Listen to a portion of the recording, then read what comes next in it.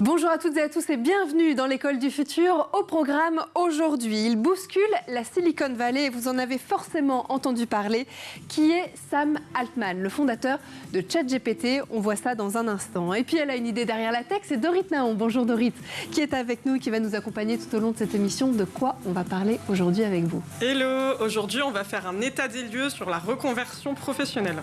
Et puis c'est notre question du jour. Pourquoi nous, Français, sommes-nous si mauvais en langues étrangères? Les études sur le sujet sont nombreuses et la France, malheureusement, stagne dans les dernières places des classements internationaux sur le sujet. Quelles sont ces raisons, justement? Et puis surtout, comment y remédier? On va voir ça dans un instant. Élément de réponse avec un outil ludique et innovant qu'on vous présente aujourd'hui dans l'école du futur. Ça s'appelle Beyond Words et on en parle dans un instant avec sa fondatrice et CEO, Maria Lemura. Bonjour Maria.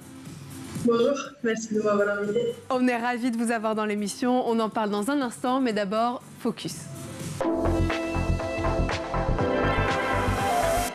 C'est l'une des nouvelles stars de la Silicon Valley. Sam Altman est à la tête d'OpenAI. Vous le connaissez, c'est la maison mère de ChatGPT et c'est surtout lui, le créateur de cette intelligence artificielle générative qui révolutionne Internet en ce moment. On découvre son portrait tout de suite avec Laura Girard. Dans les coulisses de la Silicon Valley, un nom résonne avec puissance, Sam Altman.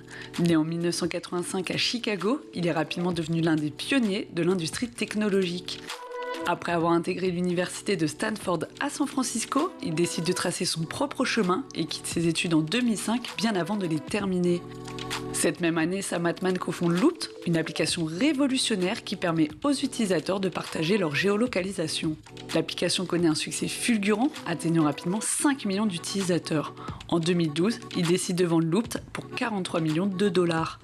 3 ans plus tard, Sam Altman cofonde OpenAI avec plusieurs grands patrons, comme ceux de PayPal et LinkedIn, mais aussi avec Peter Thiel, l'un des premiers investisseurs de Facebook, ou encore Elon Musk. OpenAI est initialement créé en tant qu'entreprise à but non lucratif, avec pour objectif de développer une intelligence artificielle bénéfique pour l'humanité. Le jeune homme ambitieux ne s'arrête pas en si bon chemin. La planète entière est secouée lorsque ChatGPT est lancé. C'est maintenant le grand public qui peut interroger directement cette intelligence artificielle. Contrairement aux résultats traditionnels affichés par les moteurs de recherche, ChatGPT est capable de répondre directement et précisément à n'importe quelle requête. Ces avancées technologiques prometteuses n'ont pas échappé à Microsoft qui a investi en janvier 2023 10 milliards de dollars dans la société OpenAI. Sam Altman a de nouveau révolutionné l'industrie technologique en juillet 2023. Il est désormais possible de scanner son iris pour obtenir un passeport numérique et de la crypto-monnaie WorldCoin. Ce dispositif, qui compte plus de 2 millions de participants, est contesté par la CNIL française. Jugeant que la légalité de la collecte de données biométriques était discutable, une enquête a été ouverte.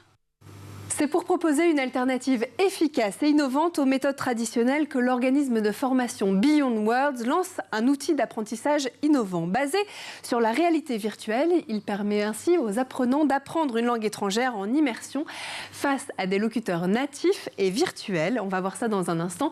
Notre question du jour, comment la réalité virtuelle pourrait-elle bien nous rendre tous bilingues? On en parle dans la première partie du talk. Et aujourd'hui, à nos côtés pour en parler, Maria Lemura, fondatrice et CEO de Beyond Words. On est ravis de vous avoir dans l'émission. Je le disais en introduction, Maria, apprendre une langue grâce à la réalité virtuelle. Voici l'expérience inédite en France que vous proposez. C'est votre organisme de formation Beyond Words. Alors justement, peut-être une question pour commencer. Maria, comment concrètement on peut apprendre les langues grâce à la réalité virtuelle ? Oui, donc c'est assez simple. Au lieu d'apprendre par des modules qui sont pré-créés ou qui en tout cas développent la compréhension écrite et la compréhension orale, on se retrouve face à des situations dans lesquelles il faut arriver à la fin d'une mission.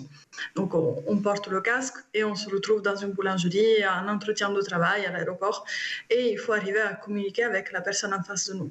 Donc c'est justement cette mise en situation qui permet à l'utilisateur de sortir de un peu la gêne qui nous bloque quand on doit vraiment parler une langue étrangère, et on simule les contextes qui permettent d'être plus à l'aise le jour où ça arrivera vraiment.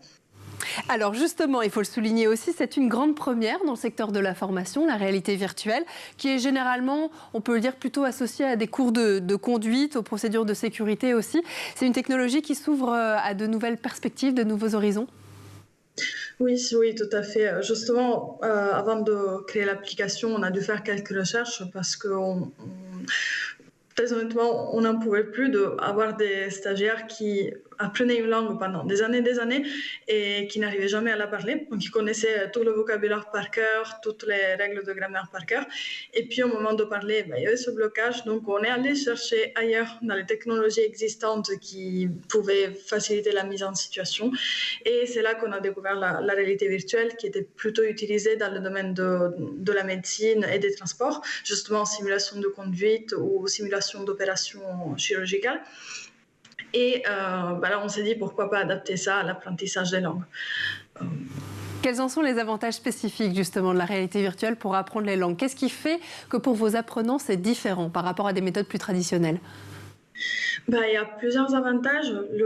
Déjà pour commencer, quand on est dans une situation immersive, on utilise les éléments autour de nous comme éléments d'ancrage mémoriel. Donc on se souvient plus facilement de la situation et des mots qu'il faut associer à la situation. Puis il y a aussi un taux de rétention prolongé. Juste pour donner quelques chiffres, 6 mois après avoir utilisé un module en e-learning, on se souvient d'environ 30% du contenu. Quand on est en réalité virtuelle, on est tellement stimulé d'un point de vue de mémoire auditive, kinesthésique et visuelle qu'on se souvient jusqu'à 70% du contenu qu'on a appris. Donc c'est plus efficace pour l'apprenant, c'est un gain de temps dans le processus d'apprentissage et ça permet aussi d'ajouter justement le côté ludique qui est aujourd'hui je porte le casque, où vais-je aller ? Effectivement, il y a le côté ludique et puis la réalité virtuelle, vous le dites aussi dans vos différentes prises de parole, c'est aussi un moyen d'apprendre sans avoir peur du regard de l'autre, sans craindre d'avoir un accent parfois dont on a honte, peur de notre vocabulaire aussi. C'est ce que vous voyez, c'est ce qui freine en tout cas nous, on posera la question à Dorit, notre chroniqueuse tout à l'heure, mais c'est ce qui nous freine parfois dans l'apprentissage des langues, cette crainte. Oui, tout à fait. C'est souvent la peur de se tromper ou de ne pas être compris.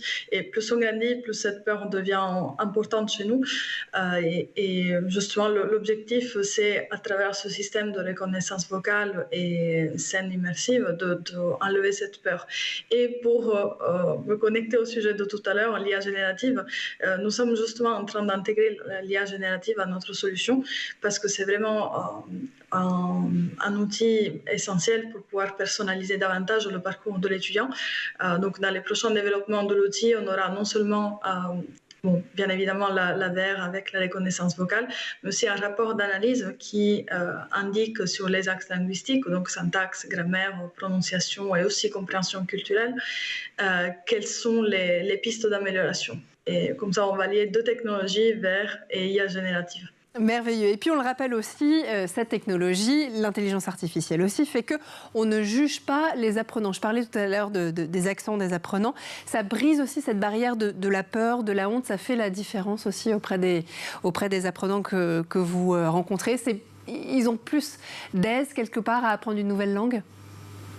Oui, tout à fait. C'est souvent justement ce qu'on remarque, c'est que pour être vraiment à l'aise dans une langue, il faut passer beaucoup de temps à vraiment produire activement du contenu, donc parler typiquement. Et ce qui bloque, c'est souvent un manque de temps ou un manque de ressources, parce que souvent c'est la partie qu'un formateur en temps réel développe. Et les cours souvent coûtent trop cher, ou ils ne sont pas accessibles, ou on n'a pas le temps. Et c'est vraiment ce qui permet de s'entraîner sans limite. Et il faut juste la motivation initiale, et une fois qu'on a commencé le parcours, on va très rarement arrêter. Alors Maria, vous parlez effectivement du coût de ces formations. C'est important à dire pour celles et ceux qui nous regardent. Votre programme de formation en réalité virtuelle est accessible depuis un casque de réalité virtuelle, mais aussi depuis un ordinateur, un smartphone et une Smart TV, c'est ça? Parce qu'aujourd'hui, c'est quand même une technologie qui a un certain coût. Oui, tout à fait. Nous sommes un des points clés de Beyond Words, c'est vraiment rendre accessible tous nos produits, tous nos services. Ça passe par la politique des prix parce qu'on essaie toujours de proposer des prix réduits et contenus, mais aussi l'accessibilité dans l'utilisation de l'outil même. Donc aussi, nous n'avons pas accès à un casque de réalité virtuelle. L'application elle est interactive, elle marche quand même depuis un écran 2D, on va dire, donc un ordinateur ou un téléphone, une tablette. Et la seule partie qui va manquer, c'est l'expérience en 3D. Mais on peut quand même interagir. La reconnaissance vocale marche de la même façon et on a quand même accès à toutes les fonctionnalités. Dorit Naon, vous êtes notre chroniqueuse du jour. Est-ce que vous étiez bonne en langue quand vous étiez plus jeune ? Ça va, j'étais plutôt bonne en langue, mais en fait, moi je trouve ça très intéressant ce qui est dit parce que je pense qu'il y a plusieurs problématiques. Déjà, les gens n'ont plus le temps aujourd'hui, ou plutôt ils ne prennent plus le temps. Et du coup, c'est très important de les accompagner, de les aider justement à leur donner envie. Et donc, l'IA aujourd'hui, ça permet ça. Ça rend fun l'apprentissage, ça rend pédagogique et ça apporte beaucoup ce côté ludique finalement qui manque. Et en plus de ça, il y a vraiment cet aspect où, on l'a dit, il y a une honte. On a peur de l'échec, on a peur de l'erreur, on se compare aux autres, on est très binaire, on se dit si on n'est pas bilingue et qu'on commence à bugger, etc., on a tous des potes qui parlent super bien anglais, donc du coup, ou d'autres langues, et on se compare, on se dit on est nul, donc on va même pas essayer. Donc de dédramatiser, de dézoomer sur soi et de montrer que au final, on se compare pas aux autres et chacun son rythme, cette solution y contribue, donc je trouve que c'est très intéressant. Effectivement, et puis ce qui contribue aussi, ce sont les 300 scénarios qui sont proposés dans 3 domaines différents, le monde du travail, le tourisme et la vie quotidienne. C'est ça, Maria? Pouvez-vous nous expliquer peut-être en quelques mots comment ces scénarios que vivent vos stagiaires sont conçus, ce qu'ils permettent aussi en tant qu'utilisateur? On essaye de se projeter dans l'émission. Est-ce que peuvent voir justement vos apprenants dans les casques de réalité virtuelle? 300 scénarios, c'est ça? C'est 300 par langue, environ 3000 au total, divisé sur les 7 langues qu'on propose aujourd'hui.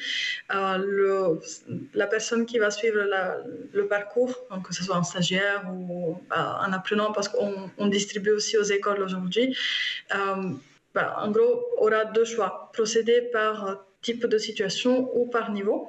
On se base sur le cadre européen des langues, donc on va partir du niveau A1 jusqu'au niveau C1, donc débutant, intermédiaire, avancé.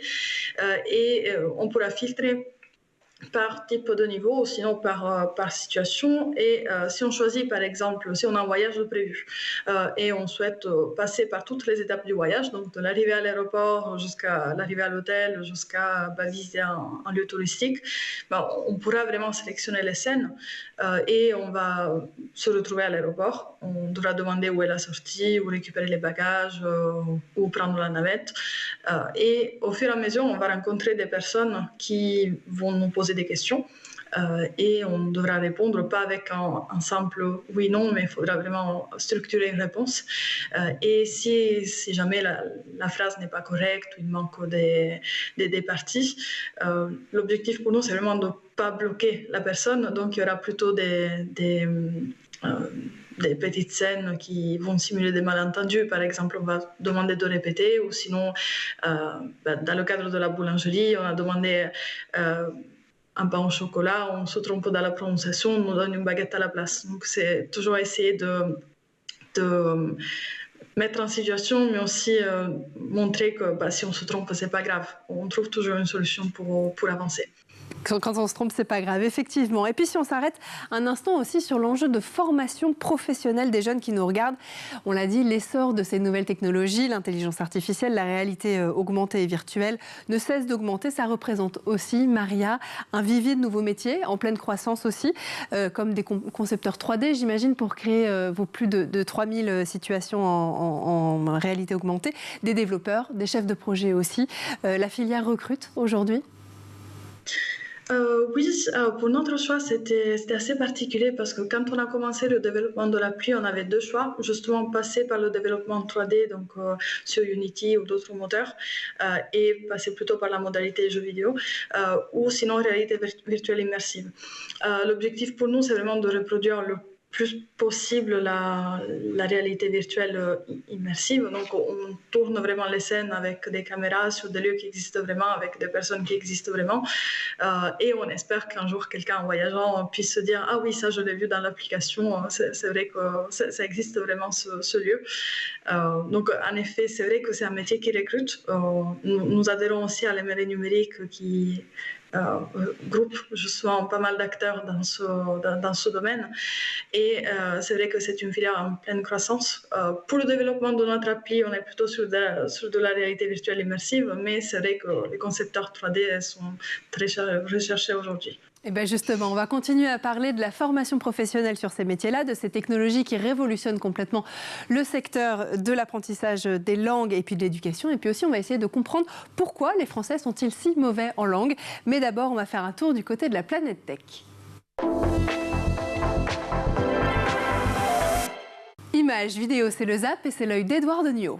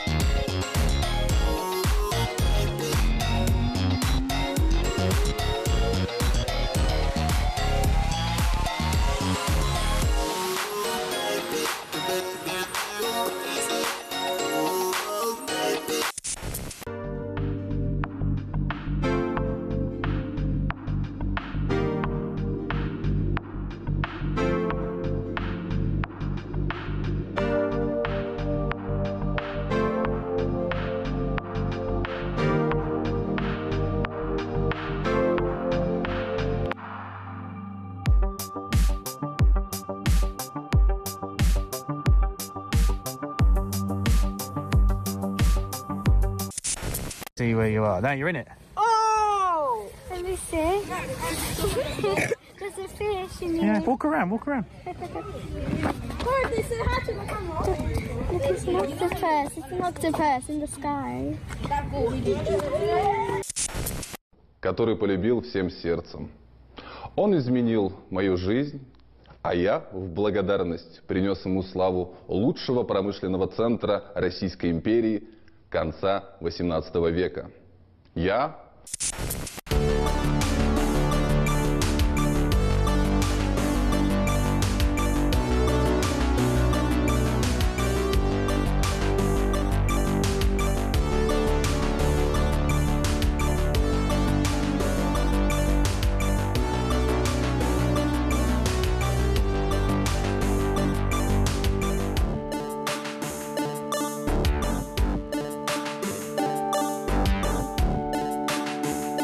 Et on est de retour, toujours sur le plateau de l'École du Futur, en compagnie de notre invitée Maria Lemura, PDG, fondatrice CEO de Beyond Words. Mais juste avant de reprendre nos discussions, Maria, si vous le voulez bien, on va laisser place à la chronique de Dorit Naon, qui a une idée derrière la tech.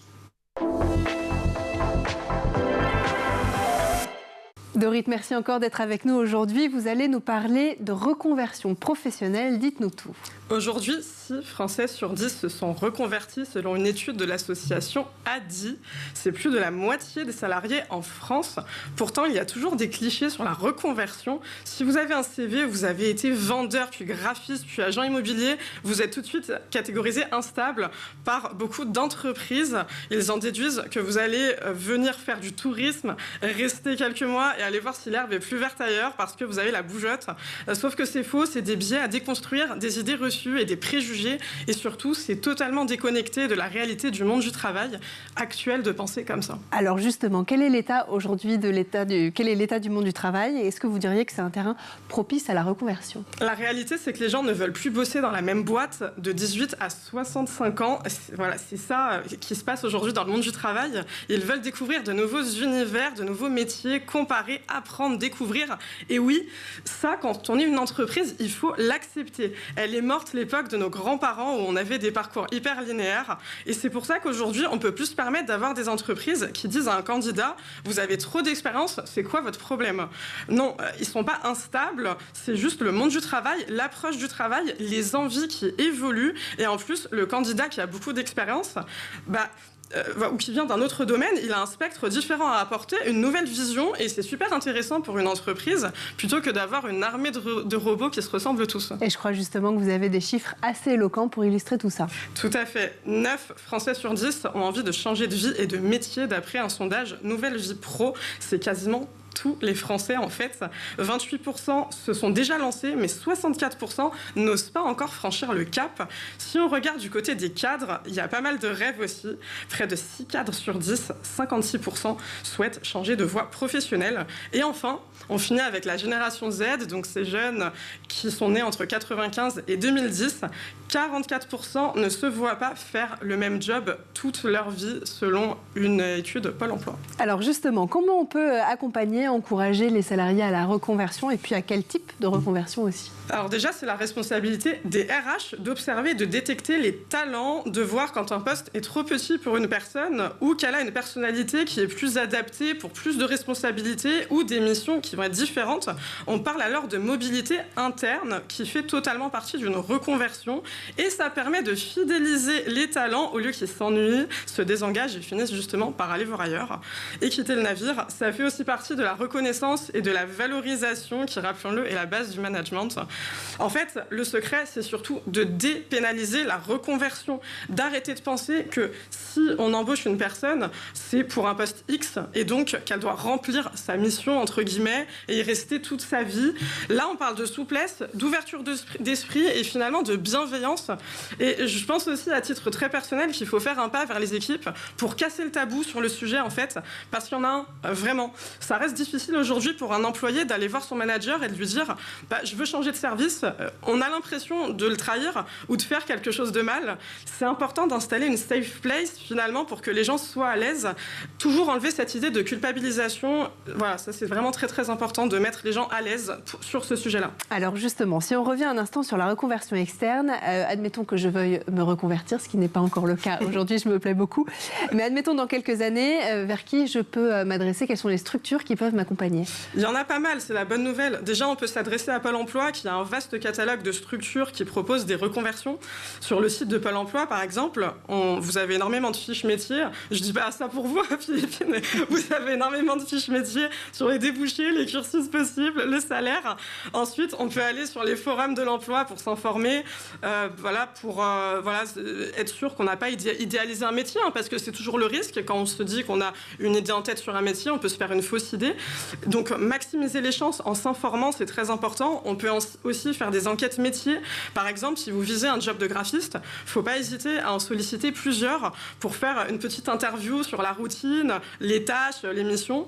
Et une fois que vous avez bien fait ce boulot de filtre, il y a énormément de structures qui peuvent ensuite vous accompagner, comme déjà l'AFPA, l'Agence nationale pour la formation professionnelle des adultes.